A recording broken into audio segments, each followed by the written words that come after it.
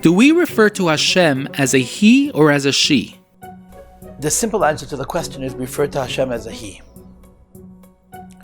And the reason we refer to him as a male, as a he, is because in Torah and in Kabbalah, he and she, masculine and feminine, is mashpia and makabel, a giver and a receiver.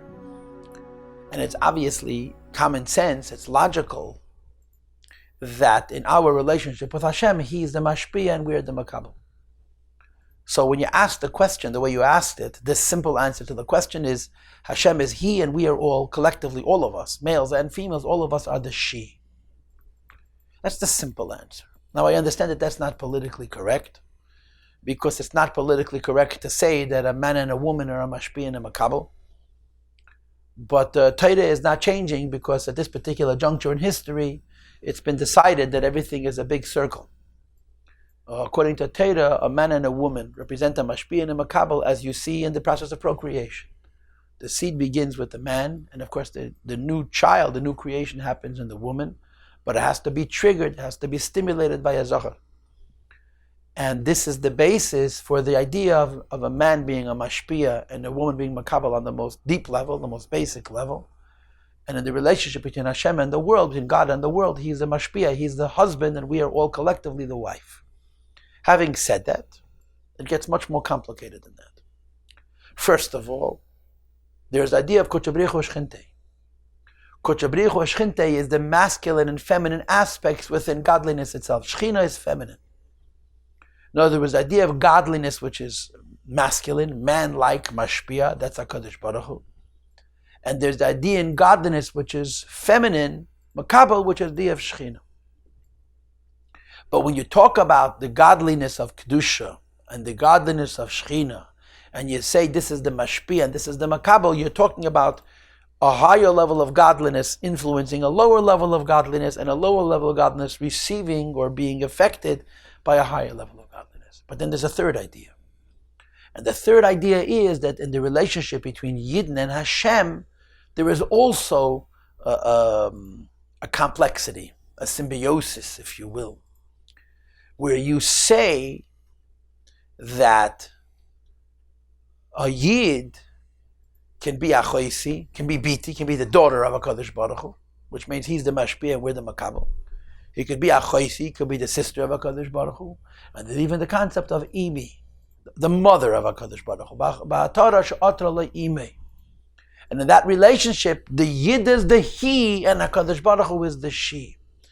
Now, how does all this work out? Of course, this has to do with Kabbalah, has to do with Hishtalshelus, because when you're talking about Hashem himself, all of these things break down. There's none of these levels.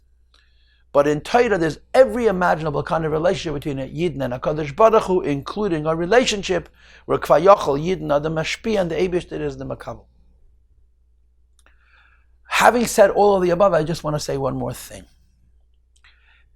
When you learn Hasidus, the idea that Hasidus tries to drive home on a fundamental level, or it's in the background, it's part of the very spirit of Hasidus, is the concept of Ein Oid Milvade. When you call him, Hashem, a he or a she, you're talking about a relationship. There's a relationship between God and the person, between the Eibishter and the world, and whatever the case may be. But of course, one of the core teachings of Hasidus is the idea of Ein Oid Milvade. Ein Oid Milvade doesn't only mean there's no other God besides for God, but there's nothing besides for God. We're a part of him. And on the highest levels, you say Hamoid Hu Beis Galus, you say Ladazeh Hatinik. There's a variety of different ways of saying it.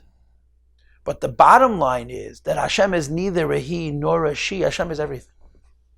Hashem is everything. Hashem is us. Hashem is present everywhere. The highest truth of God is the simplest truth of God.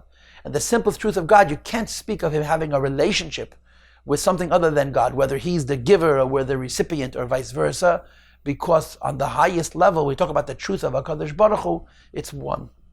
And in as much as it's one, it's not a he, it's not a she, it's just a truth. And according to Hasidus, this highest truth is the simplest truth. It's the one that children understand. When children relate to God, they don't have any fancy, sophisticated understandings of mashpia, makabel, and all the rest. They just relate to Hashem by understanding that whatever they understand, He's bigger than their understanding. Like the Rebbe explains the word Oybershted. Whatever our sense of Him is, He's bigger than that.